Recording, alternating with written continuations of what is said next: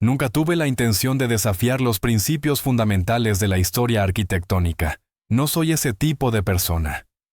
Acepté todo lo que me habían enseñado.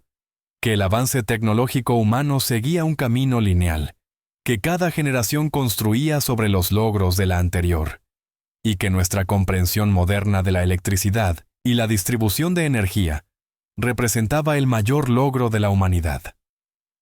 Luego me encontré parado debajo de la cúpula de un juzgado del siglo XIX en Indiana, y las cosas dejaron de tener sentido.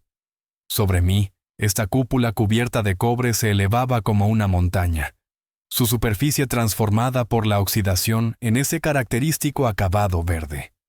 Agujas metálicas se proyectaban desde cada esquina, coronadas con ornamentos esféricos y remates afilados que parecían alcanzar el cielo con propósito calculado. Todo el edificio zumbaba, no en un sentido poético, sino que literalmente vibraba a una frecuencia que podía sentir en mi cavidad torácica. La explicación estándar afirmaba que estos eran elementos decorativos comunes al estilo Beaux-Arts, pero esa palabra decorativo se me quedó grabada porque nada en esta estructura se sentía meramente ornamental. Cada componente parecía elaborado con precisión ingenieril, que rayaba en el fanatismo. Las aleaciones metálicas no fueron seleccionadas al azar. Las dimensiones geométricas no eran solo decisiones estéticas, y la disposición de materiales conductores a lo largo de rutas particulares por todo el edificio no era accidental. Conforme profundizaba, la explicación convencional empezó a desmoronarse. Permíteme demostrar lo que descubrí. Considera la cúpula misma. No cualquier cúpula, sino este diseño arquitectónico particular, que aparece con inquietante consistencia en 6 continentes. En San Petersburgo, Rusia, encontrarás enormes cúpulas de cobre coronando importantes estructuras gubernamentales, cada una rematada con agujas doradas que terminan en puntas conductoras. Melbourne, Australia, exhibe conceptos de diseño idénticos, las mismas combinaciones metálicas, las mismas relaciones geométricas. San Francisco, Buenos Aires, Budapest, Kolkata. El patrón sigue repitiéndose.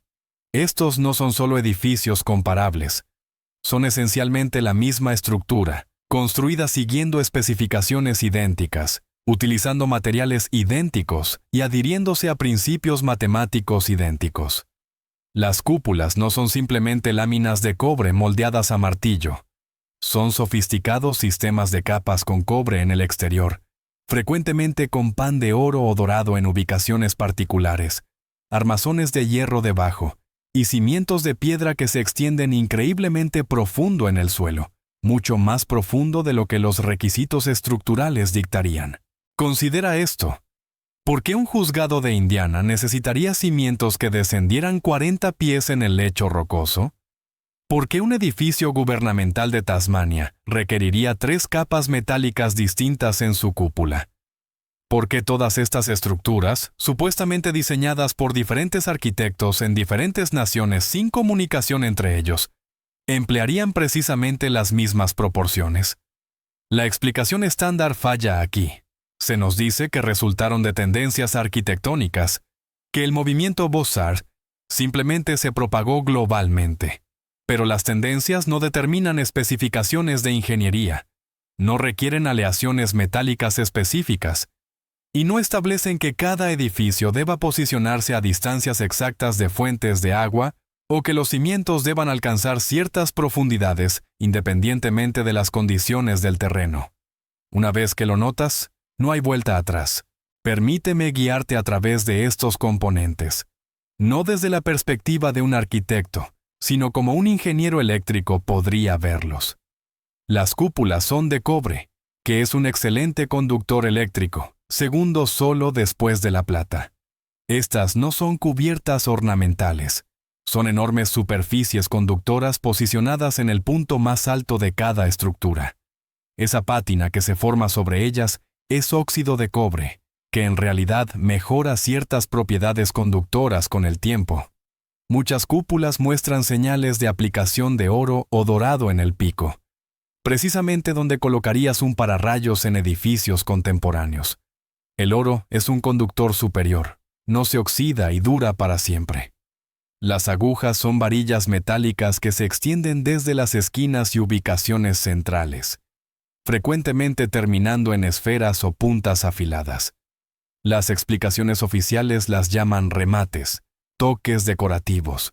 Pero observa su construcción, núcleos metálicos sólidos, a menudo adentrándose profundamente en la estructura misma, conectados a armazones metálicos que se entrelazan por todo el edificio, posicionados en direcciones cardinales con precisión geométrica. Estos no son decoraciones, son antenas, colectores y conductores. La piedra, caliza, granito, mármol, todas seleccionadas por propiedades específicas más allá de la apariencia.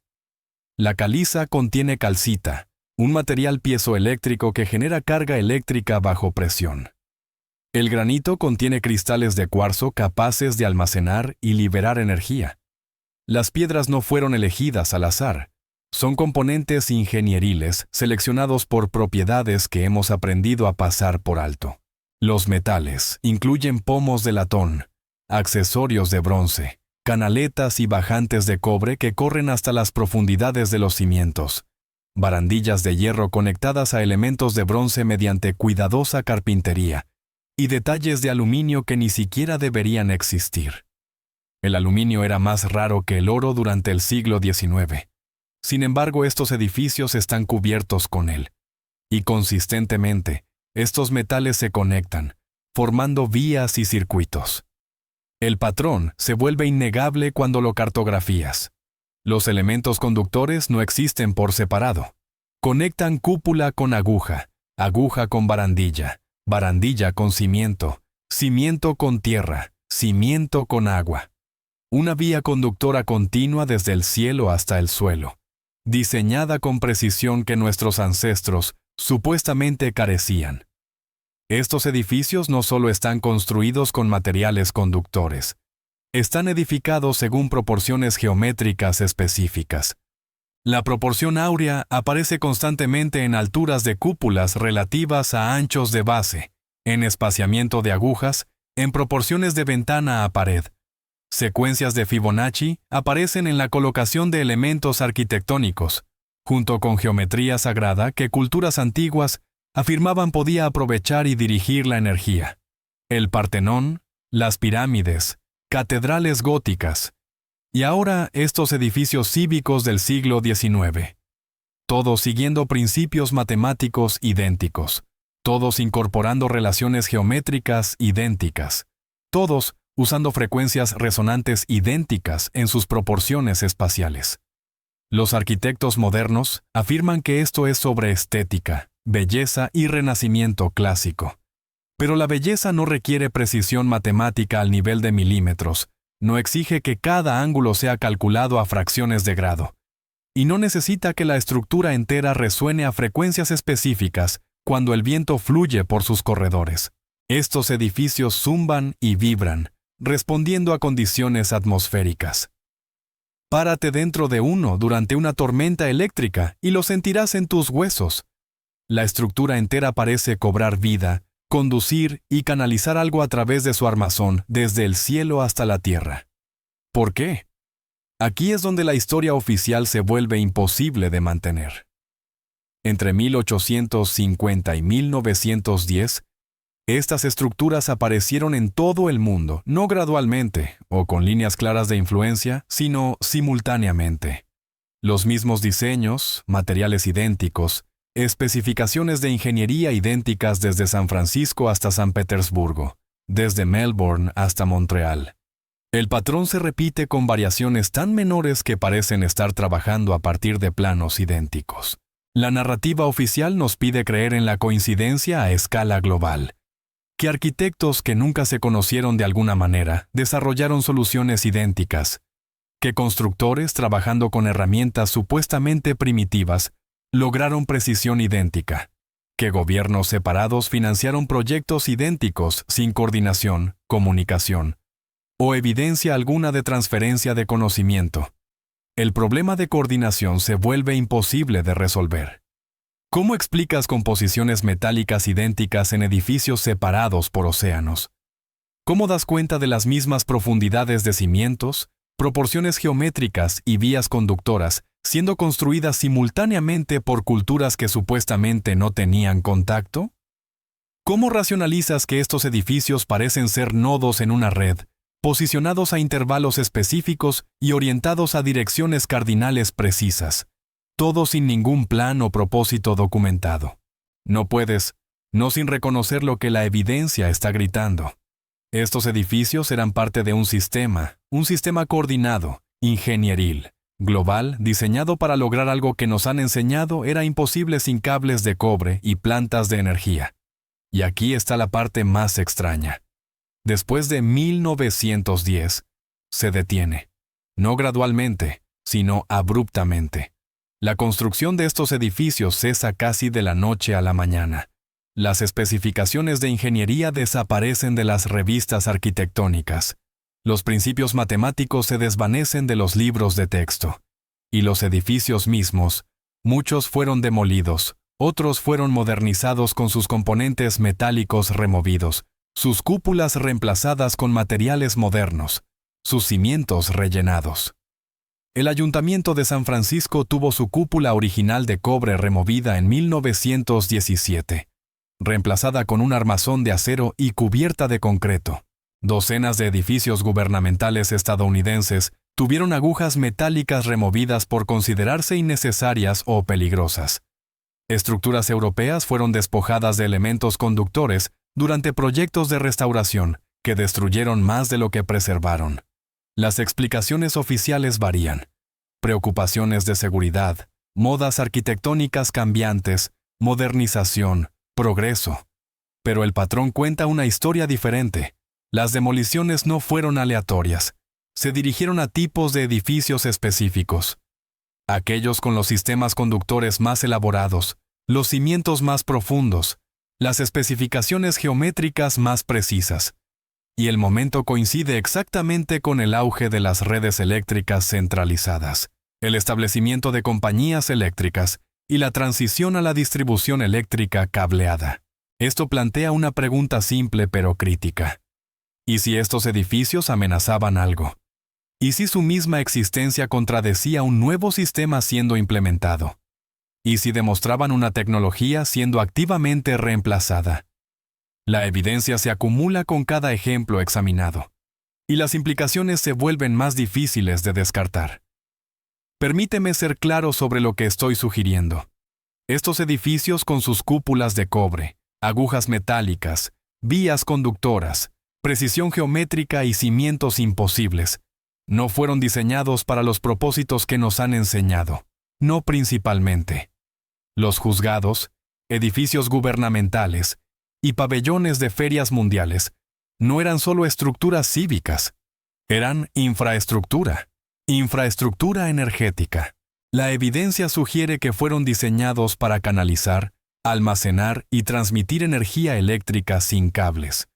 Las cúpulas como colectores reuniendo electricidad atmosférica, rayos y campos electromagnéticos de la ionosfera. Las agujas como receptores y transmisores posicionados en puntos cardinales para crear un sistema direccional. Las vías metálicas como conductores moviendo energía a través de la estructura. Los cimientos de piedra como capacitores almacenando carga en matrices piezoeléctricas y cristalinas. La precisión geométrica creando frecuencias resonantes que amplificaban y enfocaban la energía. Un sistema de energía inalámbrica, global, coordinado, funcional y luego borrado. No destruido completamente, ya que eso sería demasiado obvio. En cambio, redefinido. Los edificios permanecen, pero su propósito ha sido enterrado bajo capas de revisión histórica. Se nos enseña que son hermosos logros arquitectónicos, históricos. Se nos dice que los metales son decorativos, que la geometría es estética, que la ingeniería es primitiva. Se nos muestran fotografías de construcción y se nos dice que creamos en andamios y fuerza de caballos y labor humana logrando lo que desafiaría nuestras capacidades modernas. El silencio es ensordecedor. sin debate sobre la transición de este supuesto sistema a la electricidad cableada, sin discusión de por qué miles de edificios precisamente ingenierizados repentinamente se volvieron obsoletos, sin explicación de cómo elementos decorativos que costaron fortunas instalar se volvieron prescindibles de la noche a la mañana. Solo una silenciosa reescritura de la historia que dejó los edificios en pie como monumentos a un pasado que podemos ver, pero se nos enseña a no entender. Cuando buscas fuentes primarias, las lagunas se vuelven obvias. Los registros de construcción son vagos o faltan. Tenemos documentación elaborada de edificios mucho menos significativos, pero estas estructuras masivas aparecen en el registro histórico casi completamente formadas. Los diagramas de cimientos rara vez se preservan. Las especificaciones arquitectónicas originales se perdieron en incendios, inundaciones o simplemente extraviadas. Las revistas de ingeniería de este periodo discuten los edificios en términos tan genéricos que podrían describir cualquier estructura. Lo que sí tenemos son fotografías, miles de fotografías mostrando estos edificios en construcción. Y en esas fotografías, algo extraordinario aparece. Estas estructuras masivas siendo construidas con notablemente poca maquinaria visible, pequeñas cuadrillas, andamios simples y sin evidencia del enorme esfuerzo industrial que debería haberse requerido. Es como si estuvieran siendo ensamblados, no construidos. Ensamblados a partir de componentes manufacturados en otro lugar, según especificaciones que preexistían a los proyectos mismos, componentes diseñados para encajar juntos de maneras precisas para crear sistemas específicos. Y cuando los sistemas ya no eran necesarios o deseados, los componentes fueron removidos y los edificios fueron redefinidos. Me paro nuevamente bajo esa cúpula de Indiana, la superficie de cobre sobre mi verde con la edad, las agujas alcanzando hacia las nubes, las vías metálicas corriendo a través de paredes que no puedo ver, pero que de alguna manera puedo sentir, como una corriente justo debajo de la percepción. Y me quedo con preguntas que la historia oficial no puede responder. ¿Por qué construyó la humanidad estas estructuras con tal precisión, coordinación y propósito idéntico a través de todo el globo? ¿Por qué se detuvieron tan abruptamente? ¿Por qué fueron removidos los elementos conductores? ¿Por qué ha sido tan completamente olvidado el conocimiento de ingeniería detrás de ellos? ¿Qué hacían realmente estos edificios? No para qué fueron usados después de ser redefinidos como estructuras cívicas, sino para qué fueron ingenierizados originalmente. ¿Qué tecnología encarnaban? ¿A qué sistemas servían? Y quizás lo más inquietante, ¿quién decidió que este sistema debía terminar? ¿Quién coordinó su desmantelamiento? ¿Quién reescribió la historia? ¿Y por qué nadie ha cuestionado la narrativa que hemos heredado? Una narrativa que nos dice que nuestros ancestros construyeron magnífica infraestructura energética como decoración, y luego olvidaron cómo lo hicieron. Cuanto más profundo he ido en esta investigación, más me he dado cuenta de que no inventamos la distribución de energía eléctrica, la reemplazamos. Reemplazamos un sistema que aún podemos ver en la arquitectura a nuestro alrededor, con un sistema que requiere cables de cobre, plantas de energía y control centralizado. Reemplazamos algo que era gratuito, distribuido y ya construido con algo que podía ser poseído, medido y vendido. Y luego olvidamos, o nos hicieron olvidar. Los edificios permanecen como testigos silenciosos de una tecnología que nos han enseñado nunca existió. Sus cúpulas aún reluciendo, sus agujas aún alcanzando, sus cimientos aún extendiéndose profundamente en la tierra, conectando a acuíferos y lecho rocoso de maneras que nos dicen no tienen significado. Pero una vez que lo ves, una vez que entiendes el patrón, la precisión, la imposible coordinación global, no puedes dejar de verlo. Estos edificios fueron diseñados para conducir electricidad, el conocimiento fue borrado, y la evidencia se esconde a plena vista en cada plaza de juzgado, en cada edificio gubernamental, en cada estructura coronada con cobre y erizada de agujas metálicas que pasamos cada día sin ver lo que realmente son. Pregúntate, ¿qué más hemos olvidado? ¿Qué otras tecnologías se esconden en nuestra arquitectura, infraestructura y los edificios que hemos heredado pero ya no comprendemos? Las respuestas están ahí en el metal, en la piedra, en la precisión geométrica de estructuras construidas según especificaciones que hemos perdido. Solo tenemos que recordar cómo verlas. ¿Desde dónde estás viendo este video? Escribe en los comentarios de qué ciudad o país eres. Nos encantaría saber quién está viendo con nosotros. Comparte tus pensamientos, observaciones o preguntas. Cada comentario es importante. Y no olvides suscribirte para no perderte ningún video nuevo.